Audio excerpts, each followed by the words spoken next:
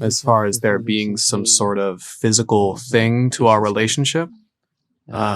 It's extremely important to me because I don't feel good, and then everything doesn't feel good. I'm a very physical person, but I have to get there. I can't force it either. On the surface, this looked like conflict about physical affection.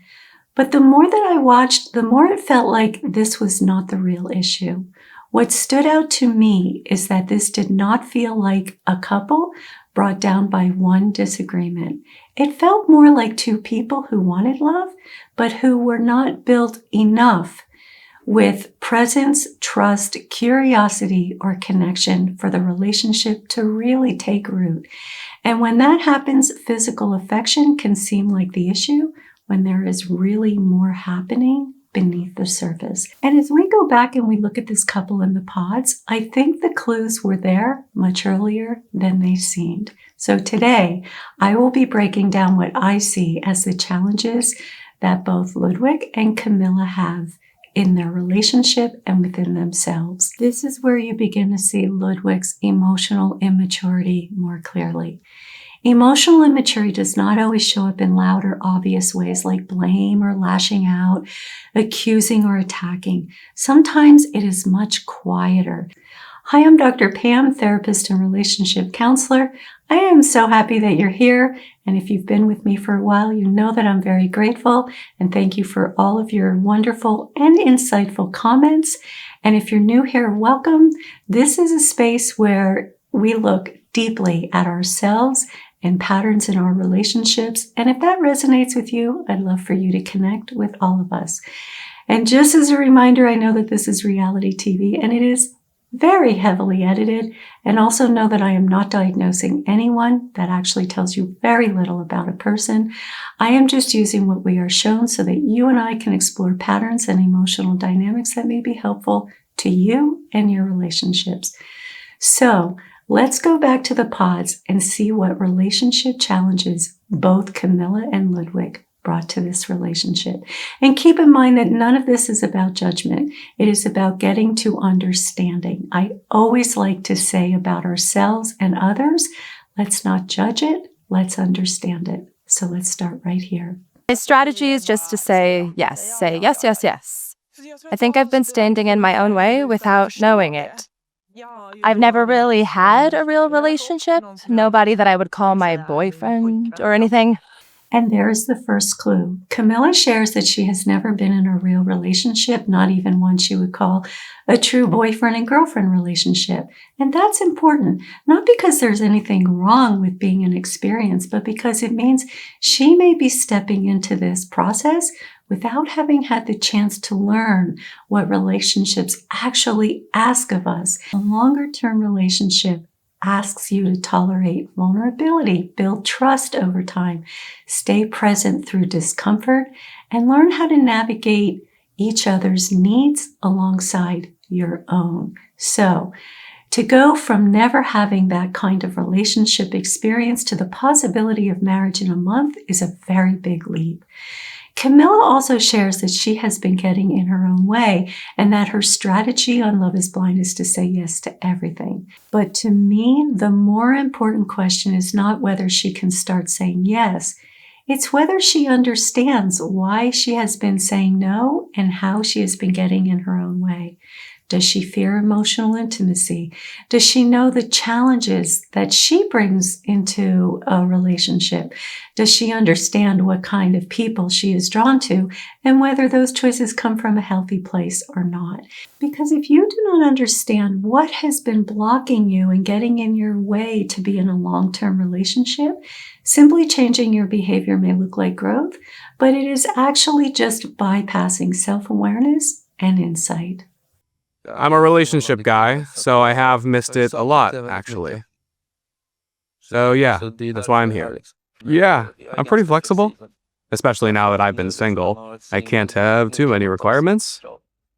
I think it is interesting that Ludwig describes himself as a relationship guy, and yet he has been single for a while. I mean, of course, that does not mean that anything is wrong, and we have no idea how much relationship experience he has had, but it does raise a question for me. Sometimes people strongly identify with wanting a relationship, loving the idea of partnership, or seeing themselves as someone who is meant to be with someone. But that is not always the same thing as knowing how to actually build and sustain a relationship. So while we do not know the full extent of his relationship history, I find myself wondering whether he too struggles with knowing how to be in a relationship, not just wanting one, but how to create closeness, stay present, tolerate frustration, and move through differences with another person. And this next moment gives us one of the clearest clues about what may make that hard for him. Hard for me to have long discussions. I have trouble concentrating and just be like, wait, what? It's hard for me to sit still. And so I'll just fidget or I'll do something else. Again, I don't diagnose anyone here, but based on what he has just shared, I hear someone who gets distracted easily, struggles to stay present in conversation, and may not always hold on to what the other person has shared with him. And in a relationship, that can have a big impact. Because if you struggle to stay present, it can become very hard to fully take someone in. So this tells me that in relationships, he may struggle to sustain presence, follow emotional nuance, and build the kind of attentiveness that helps closeness deepen. And if someone has difficulty staying mentally and emotionally engaged, it can make genuine intimacy harder to build. Not because they don't care, but because connection requires more than desire. It requires presence. Scared of being rejected? I think in the past I've chosen to bail early on in relationships so I can avoid being rejected. At least that is something I'm starting to see and realize now. When you see the first hint of rejection and you bail, that tells me that this goes far deeper than rejection.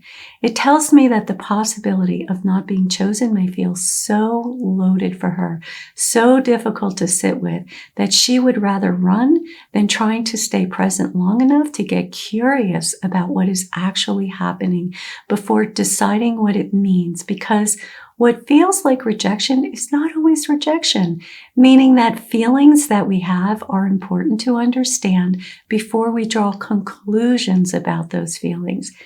And then she goes further and shares this with us. I was so celebrated and seen by Ludwig, so my hopes are high. But one of my biggest fears and what makes me feel the most insecure is that I never feel like I ever get chosen. Please do not assume at the beginning of a relationship that you are already fully seen by the other person. I know that more than anything, we all want to feel seen, chosen, and loved for who we truly are. But really being fully seen takes time.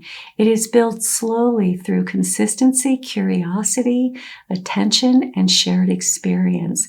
It is not something that is fully formed in the beginning of a relationship.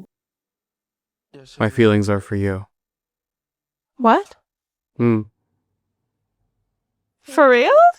Yeah. That's great. I'm very happy. Before I came here, I never thought in a million years that it would turn out this well. There's something unique about you, something you do, and I've found myself having very, very, very strong feelings for you. This feels really natural. Obviously, I don't know what was edited out, but based on what we were shown, I found myself wondering whether part of Camilla's excitement was more so about being chosen, not as much about how she felt about Ludwig himself. That does not mean that she was not interested in him. It sounds like she was. And because he was also interested in Hannah, that may have made his attention feel even more meaningful to her. Sometimes when another person's attention feels uncertain or divided, it can stir up a strong emotional reaction in us, not only because we want them, but because being chosen by them starts to feel especially important. That is what I find myself thinking about here. When two people are moving towards something as serious as marriage, it is so important that they have enough time and space to build a real foundation before deciding to choose each other. Now, I get it. I know that this is Love is Blind, but We have seen people in the pods be very intentional about building a foundation before getting engaged. Ideally, that choice grows out of clarity, connection, and a growing sense of a mutual fit. But if a person is waiting to be chosen, especially from a place of insecurity, it can become harder to slow down and fully ask, how do I actually feel about this person? Do I feel safe? Do I feel connected? Do I genuinely want this? Or do I want the relief from feeling chosen? So the question is she saying yes because that is truly what she wants? Or is she saying yes more so because that was the strategy that she told us that she was going to use from the beginning to say yes to everything? So next, they are at the resort. Let's watch. It's just important to know if you like physical affection, like how you would maybe feel if I come up and give you a kiss or hug you, or... Yeah, just wondering if you would think it's uncomfortable or if you like it. I don't or think if it's like... uncomfortable. That's just not how I work. How so?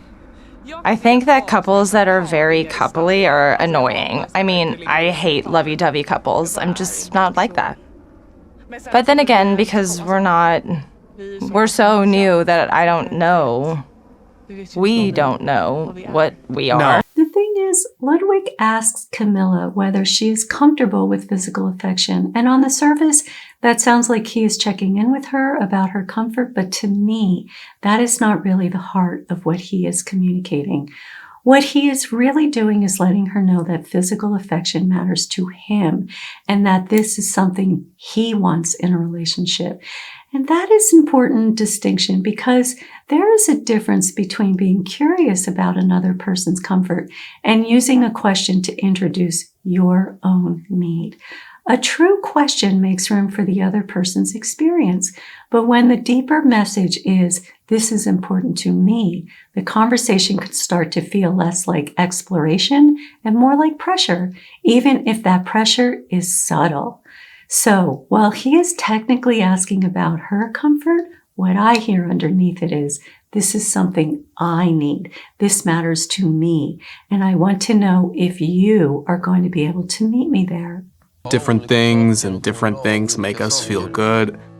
And I guess it's somehow, well, yeah, I think that maybe it's really important to me. What's important? That I feel that I can get, if you get what I'm trying to say, some kind of attention, you know? Physically, I mean. So it's important to remember that they've only been at the resort for one day, and we can already see that this is becoming a theme. Ludwig wants more physical affection because he is so focused on it so early. It makes me wonder what physical touch means for him emotionally. Again, I am not diagnosing him, but I do wonder if there is anxiety, insecurity underneath his expressed need for physical affection. He says more than once that he does not know if she likes him. So I find myself wondering if touch is reassuring for him. In other words, is physical affection not just something he wants, but something he relies on to feel secure, wanted, and chosen? And let me say this, all of us come into relationships with needs. There is nothing wrong with that. We should have needs. But just because we have a need does not mean that our partner is automatically responsible for meeting it, especially not in the beginning. In the beginning, part of building a relationship is learning about each other, understanding each other, and allowing closeness to grow over time. What stands out to me is that Ludwig communicates this need less as something to explore together and more as a non-negotiable.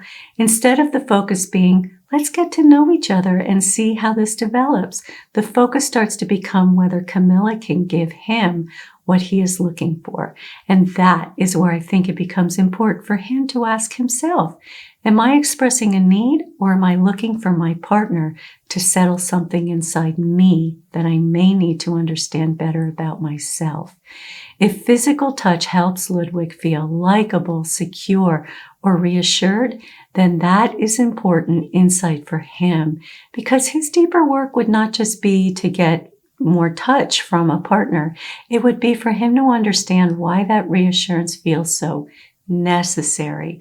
That does not mean that his desire for physical affection is wrong, but it does mean that the more he builds his own internal sense of self-worth, the less he will need a relationship to carry so much of that for him.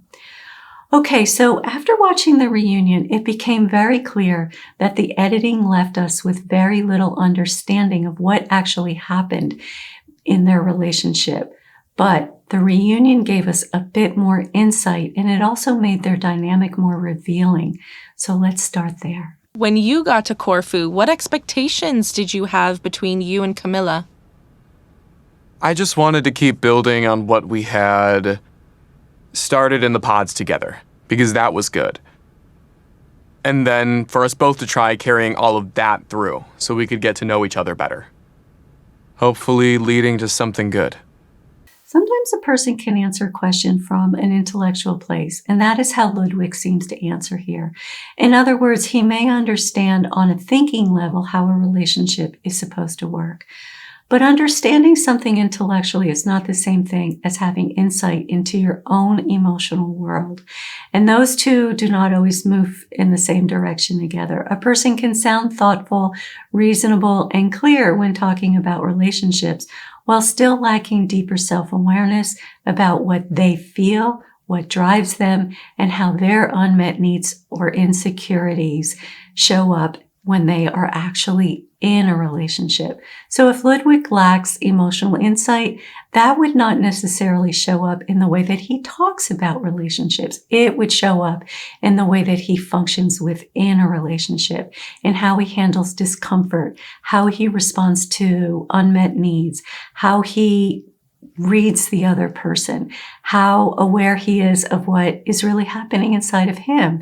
And I will show you why I think his emotional world may be less developed than his intellectual understanding. Let's watch. My expectation was to get enough time for me to connect this new person with the person I had gotten to know. And that is consistent with what Camilla shared at the resort. She said she needed time to get to know Ludwig. And although she described herself as not being very lovey-dovey, she also made it clear that she was open to physical affection. It was just unfamiliar to her. So it was not that she was closed off. It was that she needed time, safety, and space for that part of the relationship to grow naturally. However, this is what I think is the challenge for Camilla. As I said earlier, she has very little relationship experience, which may mean she has not yet learned how to advocate for herself when something feels off, like Ludwig's strong focus on physical affection. Instead of holding on to what she had already made clear that she needed more time, she may be more likely to shift toward the other person's needs and try to accommodate them. And because she admits that she struggles with insecurity and fear of rejection, that becomes even more important. When someone comes from a place of wanting to prove their worth, they can start adapting to the other person's needs rather than staying grounded in themselves. They may try to meet the other partner's needs not because it feels true for them, but because they hope it will help them feel chosen, secure, and enough. And this is what I think was strange, because we had an incredible first night, or 24 hours or so. We both had a lot of fun. It felt really good, and we went to the beach party like, we're the strongest ones. This is great. And this is the beginning of understanding that someone can say the right things and not be connected to their inner world. I'm going to explain that, but let me show you this first. Then when we came back from the beach, it was only a few hours before I was dumped by him. So I felt I never got the chance to give him what he needed and get the time I needed. Okay, so they both felt that they were a strong couple going into the party with the other couples. And then after the party, Ludwig ends it with Camilla. So the question is why? I'm going to answer that. Let's keep watching. Good morning. Hi. Hey there. I feel that the attention I need as far as the, physical contact, it's extremely important to me. I get it. I think that in my mind, we already talked about this yesterday. And I feel that I just need to process what you've said and understand. She goes on to say that it's not about the idea that she can't get there. It's just that she needs time. If you notice, Ludwig says very little about the deeper meaning of his need, at least from what we were shown. And I think that may be because he does not seem to have a lot of emotional insight or understanding. When a person lacks that kind of self-awareness, they often do not have the words to explain what is really happening inside of them. So they may only be able to express the surface need without understanding the deeper feeling driving it. I get that you work that way and that you need time. But for me, that doesn't work. I mean, I can't wait. It's such a big thing. It's such an important thing for me. And that's something I have to have in a relationship. This is where you begin to see Ludwig's emotional immaturity more clearly. Emotional immaturity does not always show up in loud or obvious ways like blame or lashing out, accusing or attacking. Sometimes it is much quieter. It can make it harder to recognize. And I think that is exactly why Ludwig may be confusing people. In his case, emotional immaturity may show up more through a limited ability to tolerate emotional discomfort. So if he has a hard time sitting with the possibility that he is not liked or feels quickly activated by anxiety, insecurity, or uncertainty, that tells us more about what we might be seeing in him. Because emotional maturity is not just about being calm on the outside. It is also about having the inner capacity to stay present with uncomfortable feelings without needing immediate relief from another person and those feelings that are getting stirred up. And when someone cannot tolerate those feelings for very long, they may start pushing for reassurance, closeness, or certainty instead of slowing down to understand what is happening inside of them. In Ludwig's case, he pushes for physical affection. That is emotional immaturity as well. Not just in how someone treats another person, but in how little room they have for their own emotional discomfort. It's like whenever I feel like I'm not gonna get what I need from you, that's when I think it's gonna be hard to make it work. So it sounds like we're done.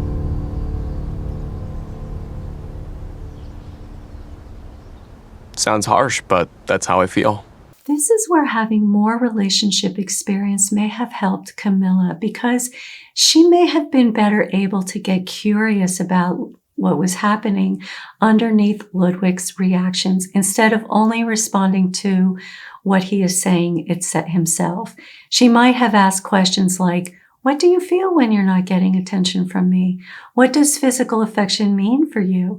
What does it do for you emotionally? And why does ending the relationship feel like your only option here? Why does it feel so hard waiting? So the deeper questions are not really about touch. They are about what he is feeling. And those questions make a difference because they move the conversation away from the surface issue and toward the emotional meaning underneath it.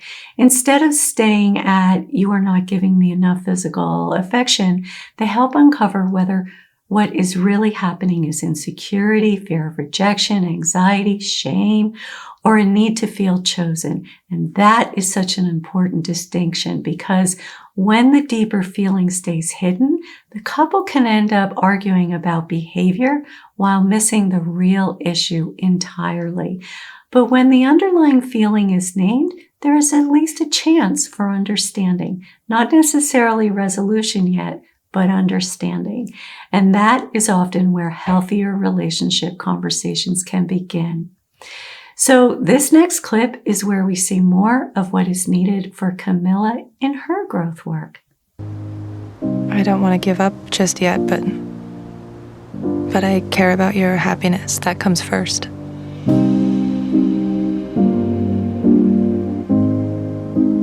I mean, I'm just sorry that I can't give you what you need. I get it. When she says that his happiness comes first and then apologizes for not being able to give him what he needs, that really stands out to me because in that moment, she does not seem to be speaking from a place of mutuality. She seems to be organizing herself around him, his happiness, his needs, and her sense that she is somehow failing because she cannot provide what he wants. And that's so important because it suggests that she may already be losing touch with her own experience in the relationship. Instead of the conversation being about what is true for both of them, it starts to sound more like, I am sorry that I am not enough for you. And those are two very different things. One comes from a place of mutual understanding. The other comes from insecurity and self-blame. So what I am seeing here is that Camilla is placing his needs above her own reality and her needs, and then taking responsibility for the fact that her pace and his needs do not match. And that can become a very painful dynamic because once a person starts apologizing for having a different pace, different comfort level, or different needs, they are no longer standing in a relationship as an equal. They are starting to relate from a place of a one-down position. This is so triggering because it's always, I never feel like I'm good enough, and it kind of feels like I never get chosen or anything. It's like I'm never the one worth fighting for. And it's so obvious here. And I thought it would be different, but it wasn't.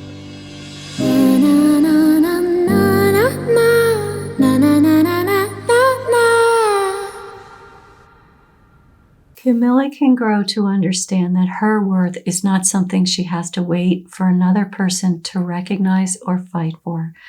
Part of her growth may be learning to fight for herself by honoring her own needs, trusting her own experience, and not abandoning herself while hoping someone else will choose her. Because real healing is not just about finding a person who will fight for you. It is also about becoming someone who knows how to stand up for your own worth. So next, the host addresses that Ludwig ended it in less than 2 days, and this was his response. I guess you could say that it is, but that's the way it is. Everyone's different.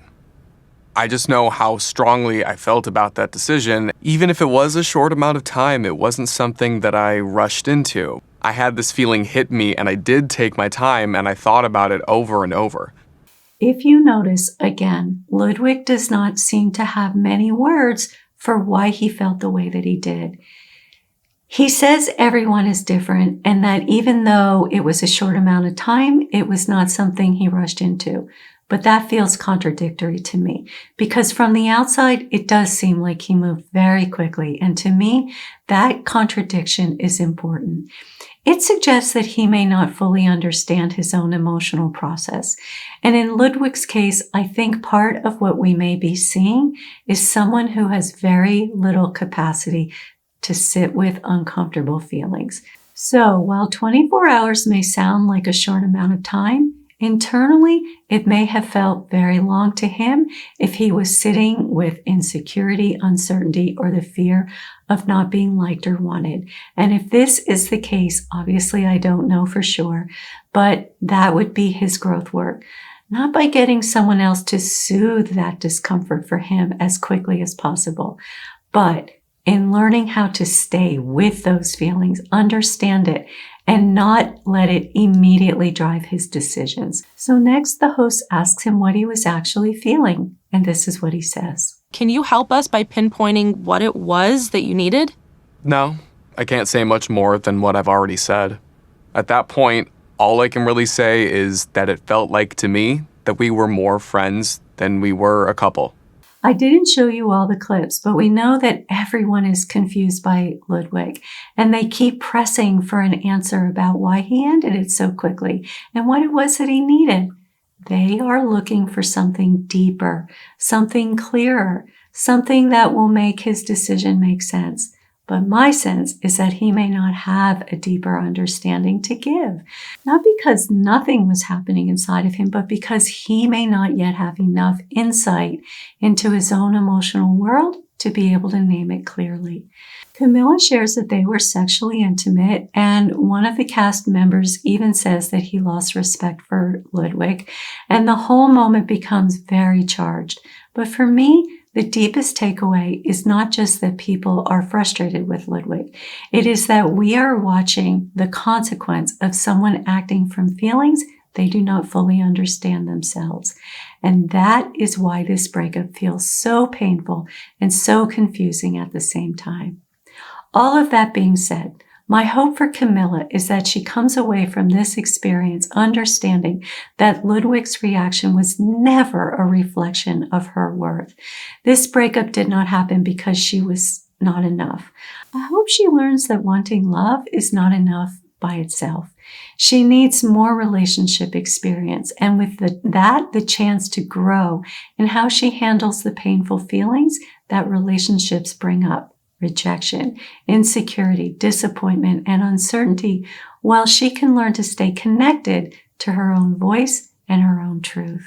And for Ludwig, my hope is that this becomes an opportunity for growth as well, that he learns to better understand what happens inside of him when he does not feel liked, reassured, or secure, and that he learns how to tolerate those difficult emotions instead of needing immediate relief from a partner. And that over time, he becomes better at understanding his own needs deeply enough that he can communicate them without placing the emotional burden of managing them on someone else. Because in the end, I do not think this was simply a story about physical affection. I think it was a story about two people who wanted love, but who were not yet fully equipped to build it. And sometimes that is the heartbreak. Not that love is impossible, but to understand that wanting a relationship and yet doing the inner growth work required to be in a relationship have to catch up with each other. Okay, that is a wrap for today. Thank you so much for watching. I will continue to react to Love is Blind Sweden, so stay tuned. See you next time.